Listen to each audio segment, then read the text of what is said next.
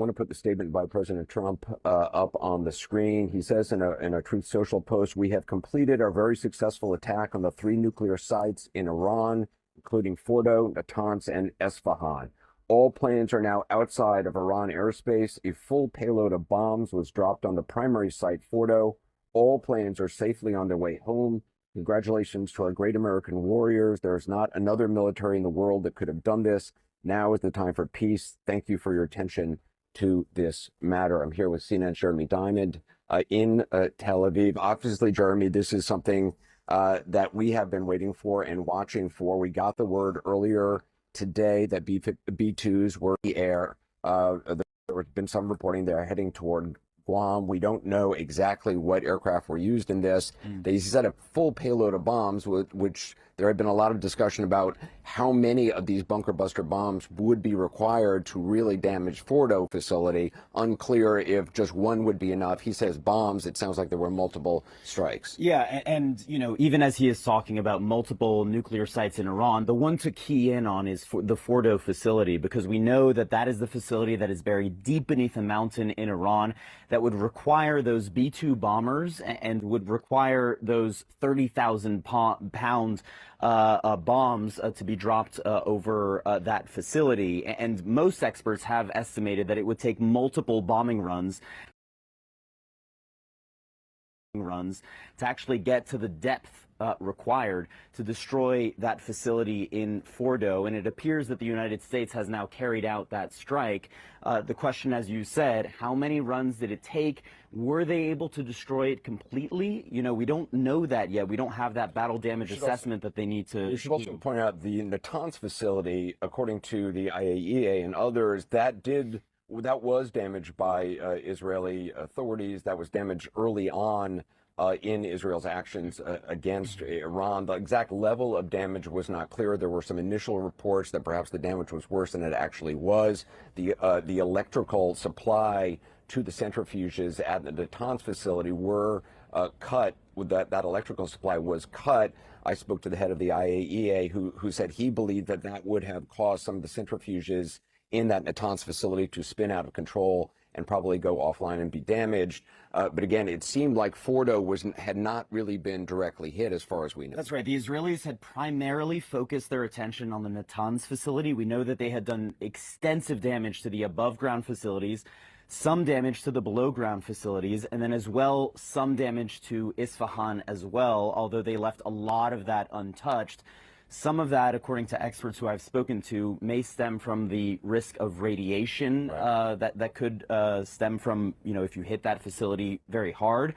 The Fordo facility, they didn't seem to really strike that, the Israelis themselves, and that reflected the fact that they knew that in order to actually get to that facility, you would need those GBU-57s, which are those enormous 30,000-pound bunker-busting bombs. Which, by the way, have never actually been used in combat, and certainly not in a situation like this. That's right. I mean, the United States has used a lesser bomb known as the mother of all bombs, which is in Afghanistan. That bomb is actually not the mother of all bombs if you consider the GBU-57, because it is smaller than this 30,000-pound bunker-busting bomb, which would, every expert has said, would be the bomb that you would use for the Fordo facility.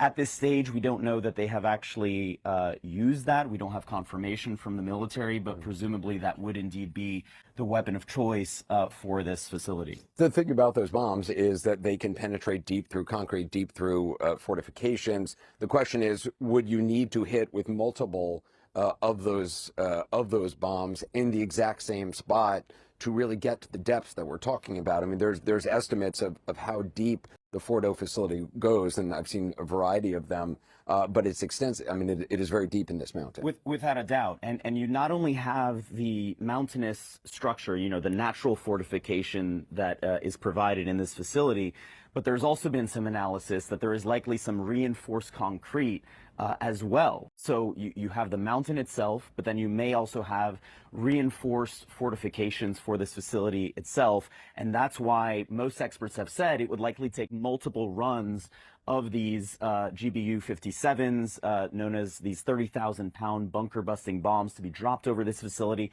I do think that it is interesting that we are also talking about U.S. strikes, according to the president, on these two other nuclear facilities as well. And that, all the attention has been focused on this Fordo facility, which is where the United States was needed in order to destroy that facility. But the fact that President Trump authorized strikes on these two other nuclear facilities as well indicates that he really wanted to make sure that this job was done. And this is an attempt by the United States, by President Trump, to truly eliminate the entire Iranian nuclear program. And that just cannot be understated. Particularly the site at Isfahan. My understanding is that there were large reservoirs of nuclear fuel there, and that during the initial attack a week ago, that site had not been struck, and there had been some thought that perhaps that was intentional to kind of give options to the Iranians. That's right. Kind of a window to have a diplomatic effort. I mean, we haven't even talked yet about the enormous head fake here from President Trump. I mean, in just the last few days, President Trump talked about giving the Iranians 2 weeks. Right, 2 weeks for diplomacy to run its course. He always said within 2 weeks. But within 2 weeks. The headline was 2 weeks. That was the headline, and the impression that he was giving was that there was time. He was giving the impression that there was time to negotiate a deal with Iran, and now he has decided to take military action. And the question is, when he talked about nearly 2 weeks, was he indeed trying to give the Iranians that impression in order to be able to carry out these strikes without the Iranians knowing that it was coming? Some of the guests that we have had on over the last several days have raised the possibility that this was kind of a head fake. There was also that diplomatic effort meeting of foreign ministers in Geneva yesterday. One could make the argument perhaps he wanted to see if anything would actually come out of that. It certainly didn't seem like that ended with any movement toward a sign that Iran was really serious about negotiations. I want to go to CNN's Elena Treen, who joins us now, and also Natasha Bertrand, who's on the phone. Elena, can you just talk about the statement that the president has made? Who have you seen coming in and out of the White House this evening in the last few hours?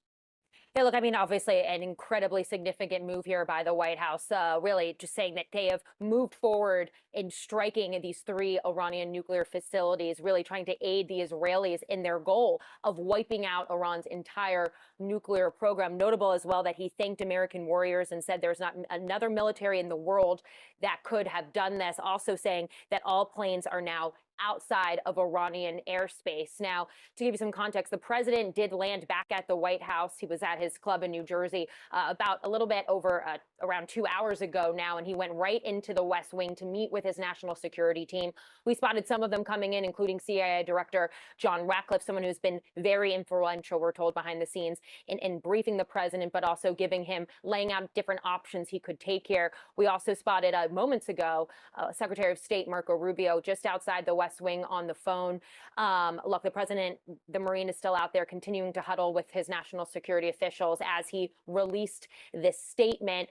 But I think we can't understate how big of a move this is, especially as we know that the president, I had been told repeatedly in my conversations this week with White House officials, really struggling with this decision of whether or not to move forward with U.S. strikes or just continue to try and see if there could be some diplomatic solution. Clearly, tonight he has moved forward and showed that he has made his decision, and they have already completed these strikes and gotten out of the Iranian airspace. Elena Treen from the White House, thanks very much. I want to go to retired General Mark Kimmitt, who is joining us. General Kimmitt, I'm wondering what you make of this announcement by the president and the decision to act now. Well, I'm fascinated, and candidly, I'm impressed. I never really could understand what the 2-week pause meant or what it was for. What was left to negotiate? What were we going to expect the Iranians to offer? In many ways, it was much like a Trump deal. I mean, he's trying to make a deal to buy an apartment, but all of a sudden the apartment was destroyed. So where's the negotiation? So I think the use of deception and trickery in this case, first of all, was successful, but second of all, saved the potential loss of American lives. Let me ask you, just in terms of like bomb damage assessment, how long will that take? I don't know if that's something the U.S. does, if Israel is doing that, or some combination thereof.